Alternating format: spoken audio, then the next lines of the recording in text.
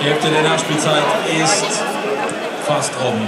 Aus der deutschen Fankurve linker Hand kommt eine dicke Rauchfahne, irgendwas haben die da abgefackelt. Auch da kommt die Ermahnung über den Stadionsprecher. So, Punkt Askren. Ihres Pensum machen sagt Stefan Lanois. So, Lars Bender steht am Rand bereit. Auch das könnte nochmal ein Wechsel werden. Eine Unterbrechung verpasst. Varela gegen Bastu. Vorne Oliveira und Ronaldo im Strafraum. Müller geht hoch und kann klären. Veloso. Hummels. Sensationell. Jeden Zweikampf. Und das meine ich wörtlich. Stark.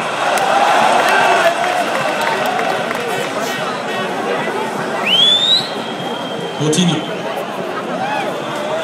30 Sekunden noch. Achtung.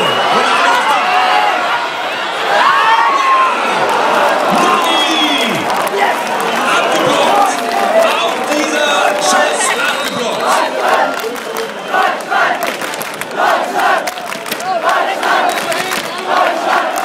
Jetzt kommt für den Anstoß noch der Wechsel.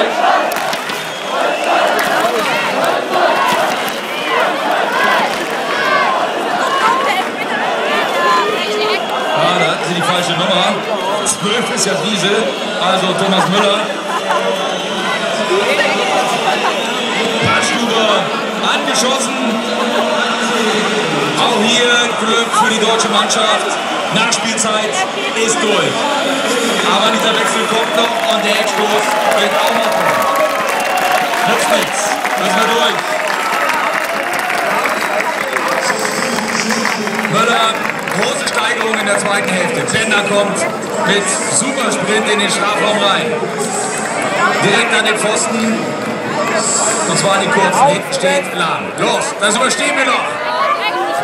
Jawohl!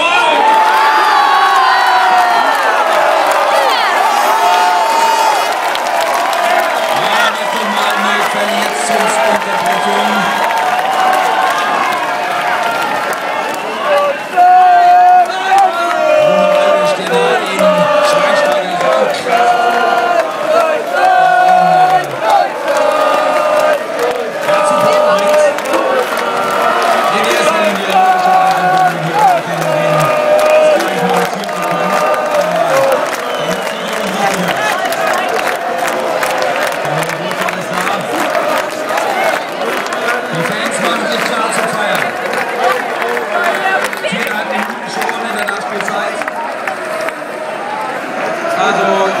Kann es nicht mehr gehen.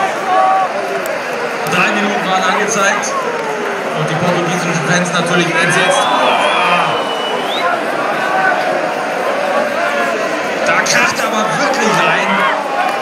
Das ist schon auch zu viel. Schweinsteiger kommt da gar nicht hoch. Aber keine Absicht und ist wieder auf den Beinen, versucht schnellstmöglich wieder reinzukommen. Lanois lässt ihn sofort wieder rein. Hält ihn nach draußen, muss zur Mitte.